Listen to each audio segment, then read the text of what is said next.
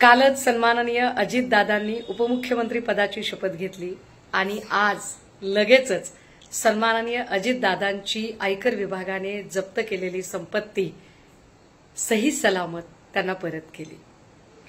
खरं म्हणजे लोकशाहीच्या बळकटीकरणासाठी दादांनी जो अत्यंत कष्टाने लढा दिला होता त्या लढ्याला एका अर्थाने यश प्राप्त झालेला आहे।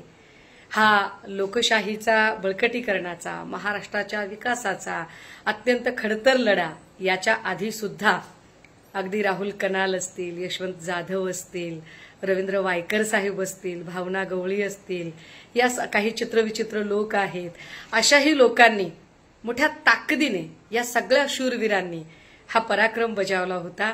त्या सगळ्या शूरवीरांचे खूप खूप अभिनंदन आणि त्यांचा लढा यशस्वी करण्यासाठी भारतीय जनता पार्टीने जे सगळ्या स्वायत्त यंत्रणांना सगळे नियम बाजूला ठेवून माणुसकीच्या भावनेतून हे निकाल लावायला मदत केली त्या भारतीय जनता पार्टीचे सुद्धा मनपूर्वक अभिनंदन आणि आभार सुद्धा।